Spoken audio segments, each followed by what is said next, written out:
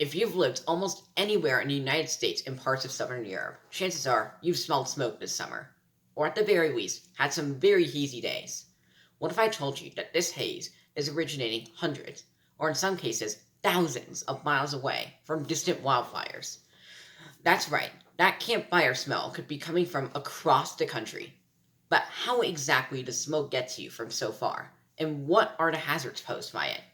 Those are the questions I'll be answering in today's video. But before we get into that, I'd appreciate like the video, subscribe to the channel, and hit the notification bell to stay tuned for future content. Okay, so how exactly does smoke get transported across the country? Well, it really comes down to two factors: the size of the wildfire and the weather pattern that is happening at the time. Let's break down each one. The size of the wildfire is pretty self-explanatory.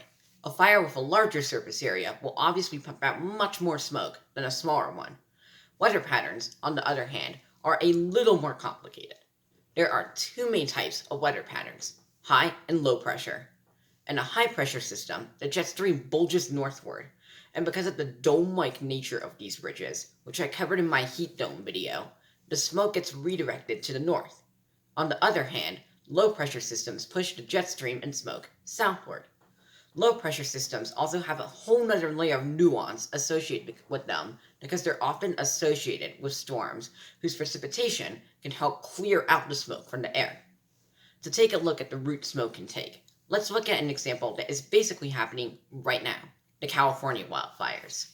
For most of this summer, high pressure has been redirecting the smoke plume from these wildfires northward into Idaho, Montana, and Wyoming. From there, the smoke traveled in an east-southeast direction, which eventually caused hazy skies as far away as Philadelphia and New York City.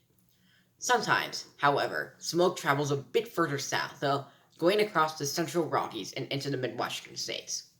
The location of the fire also matters. A fire in Arizona is going to produce smoke in different areas than a fire in Oregon. Keep in mind that while I'm using US examples, these same principles apply in other places that have wildfires, like Europe and Siberia. So, how hazardous is smoke? Well, it depends on how much smoke there is. A light haze in the sky probably won't do too much unless you're extremely sensitive. On the other hand, if you're looking at almost pitch dark skies at midday, it's probably a good idea to stay inside. This is because such unhealthy bubbles of smoke can cause serious lung problems and can even be life-threatening to people who have conditions like asthma.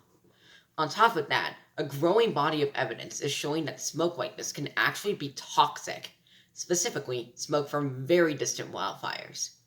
To keep track of how hazardous smoke and other pollutants can be, an air quality index has been created, ranging from 0 to over 500, with 0 being perfect air and 500 being hazardous air, as well as many tiers in between.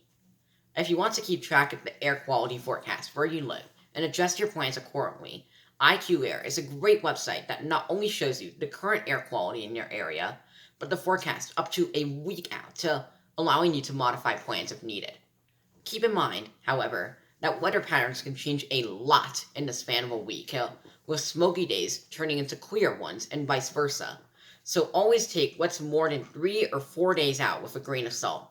The website also has a map showing air quality around the world, effectively allowing you to determine where fires and the resulting smoke plumes are. And that wraps it up for this video about wildfire smoke. As always, I'd appreciate like the video, subscribe to your channel, and hit the notification bell to stay tuned for future content. Thanks and have a great rest of your day.